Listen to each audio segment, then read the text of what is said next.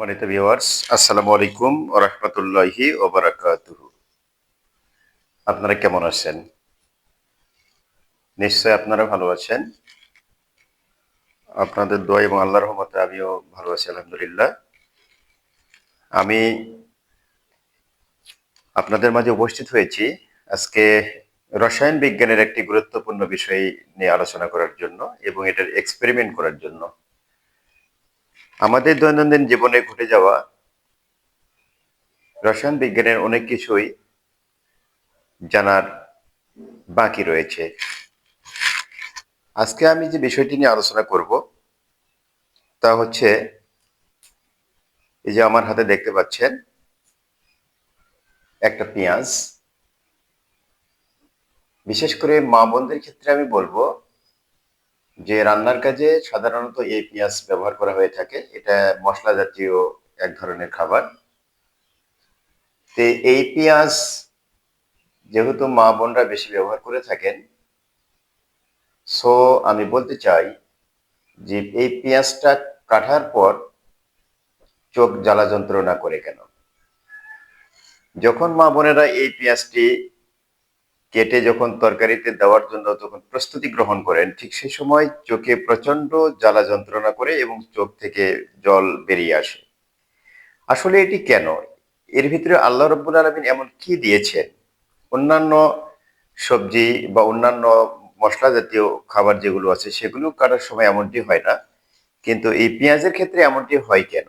আজকে আমি এটা সায়েন্টিফিক ওয়েতে রসায়নের ভাষায় এবং বিক্রিয়ার মাধ্যমে আমি আপনাদের মাঝে দেখাতে চাই যে আসলে এই পেঁয়াজের ভিতরে এমন কি আল্লাহ রাব্বুল আলামিন দিয়েছেন আর কোন উপাদানটি থাকার কারণে এমনটি হয়।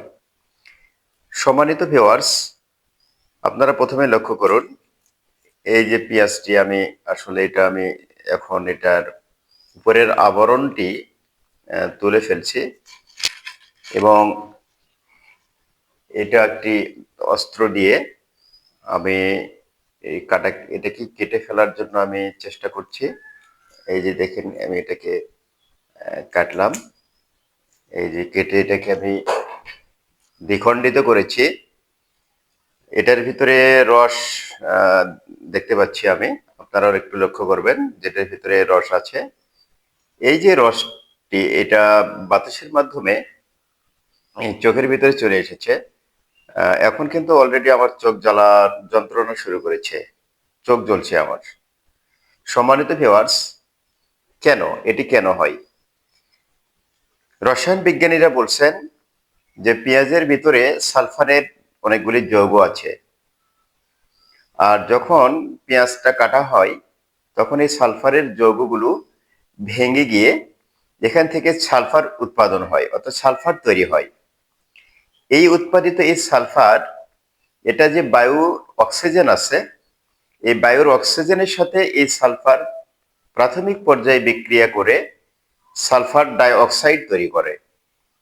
উৎপন্ন সালফার ডাই অক্সাইড পুনরায় আবারও বায়ুর অক্সিজেনের সাথে বিক্রিয়া করে বিষাক্ত সালফার ট্রাই অক্সাইড নামক একটা গ্যাস উৎপন্ন করে।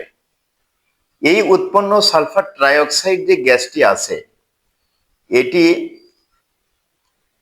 বায়ুর উপস্থিতিতে আমাদের চোখে গিয়ে চোখের যে জল বা চোখের মধ্যে যে পানি আছে, এই পানির সাথে বিক্রিয়া করে সালফিউরিক অ্যাসিড তৈরি করে।